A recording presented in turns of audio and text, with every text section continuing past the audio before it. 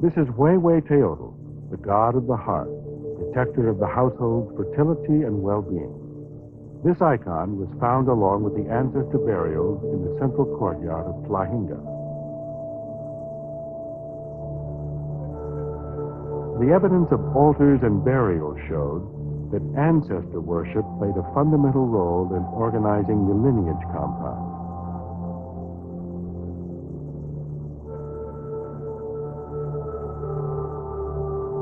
Like Teotihuacan, many cultures throughout the world have been organized by lineages, from the Iroquois of North America to the Nuer of East Africa to the Chinese. But why did the lineage members at Teotihuacan live together in a single household? In a laboratory at Teotihuacan, Dolph Widmer measures potsherds thousands of years old. His team collected more than 1 million of these at Tlahinga. Measuring the fragments, Widmer discovers a remarkable similarity in size. Looking for explanations, he examined the methods of modern potters.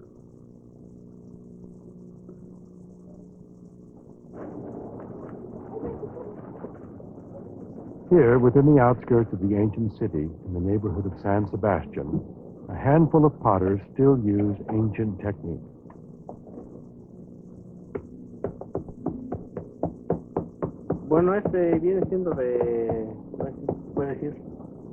I learned how to do pottery from my grandparents and from my great-grandparents. I watched how they worked. I started when I was very small.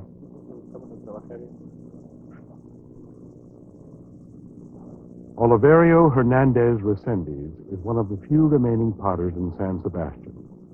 He makes large pots that are used primarily for cooking.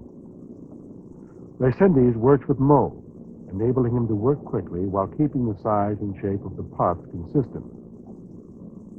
The use of molds explains why the remains found in Tlahinga were so uniform. It tells us that we're dealing with a specialized production of ceramics. Not simply a whole range of ceramics for use in the compound, but instead what we're finding is they're making 1 or 2 types and making lots and lots of them.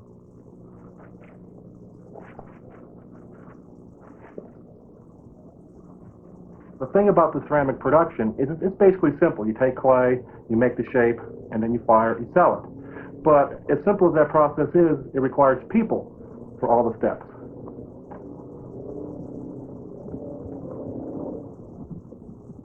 Young and old, male and female, every member of the household can be involved in pottery production. Children can move pots from the drying area to the kiln. Elderly people can sell the finished pots in the marketplace.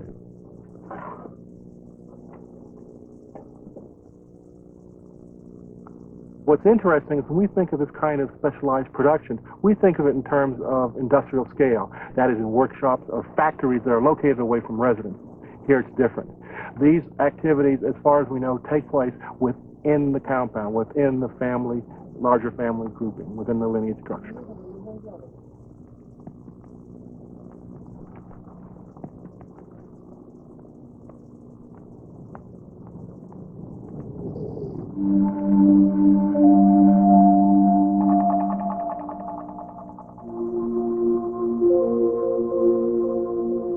The lineage compound of Tlahinga made thousands of these pots. Their neighbors specialized in other goods, like obsidian blades and clay figurines. Archaeologists have detected craft workshops in more than 800 compounds. In contrast to the relative self-sufficiency of the households in Seren and Copan, Teotihuacanos were engaged in a web of trading. Teotihuacan households were large because they were not only providing for themselves, but producing goods for the marketplace.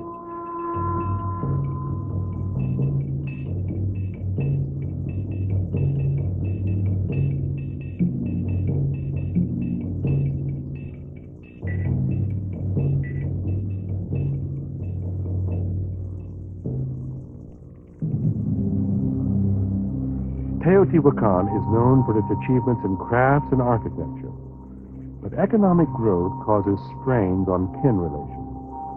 The lineage ties which bound the households of Teotihuacan through worship and work were frayed by increasing wealth. Probably through time, as some lineages got wealthier than others, then all of a sudden some people would probably attach themselves to a wealthy lineage that they weren't related to just in order to work for them and have a better life than they could if they stayed with just their own lineage. This kind of thing happens, I think, all the time.